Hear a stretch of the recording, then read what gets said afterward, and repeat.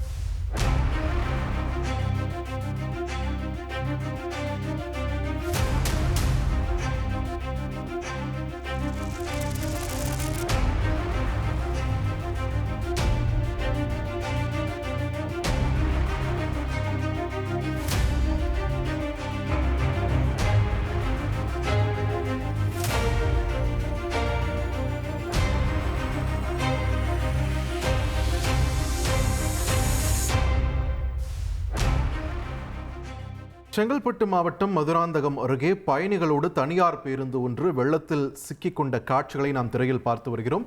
கூடுதல் விவரங்களை வழங்க இணைகிறார் எமது செய்தியாளர் செந்தில்குமார். செந்தில்குமார், வணக்கம். தற்பொழுது பேருந்து சிக்கியிருக்கக்கூடிய நிலையில் அதிலிருந்து பயணிகளுடைய நிலை என்ன?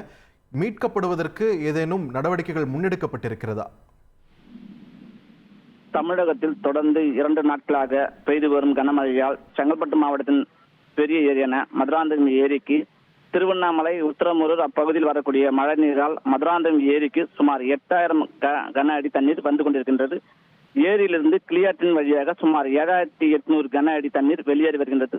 மதுராந்தகம் அருகே உள்ள சகாய நகர் என்னும் பகுதியில் கிளியாற்றில் செல்லக்கூடிய வெள்ளப்பெருக்கு மழை நீரானது காற்றாற்று வெள்ளம் போல் கரை புரண்டு ஓடும் காட்சியானது கழுகு பார்வையில் பார்ப்பதற்கு அழகாக இருந்தாலும் ஆபத்தை ஏற்படுத்தும் காற்றாற்று வெள்ளம். தற்பொழுது அப்பகுதியில் சாலை துண்டிக்கப்பட்டு போக்குவரத்து நிறுத்தி வைக்கப்பட்டது.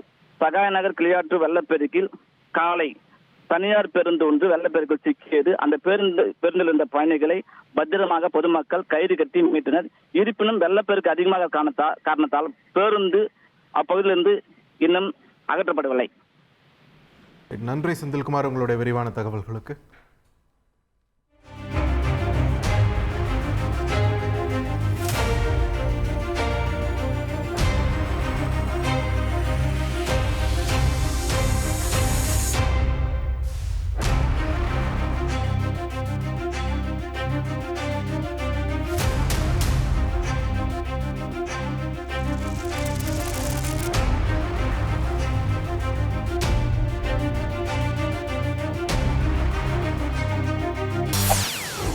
செய்திகளை உடனுக்குடன் தெரிந்து கொள்ள உடனே சப்ஸ்கிரைப் பண்ணுங்க.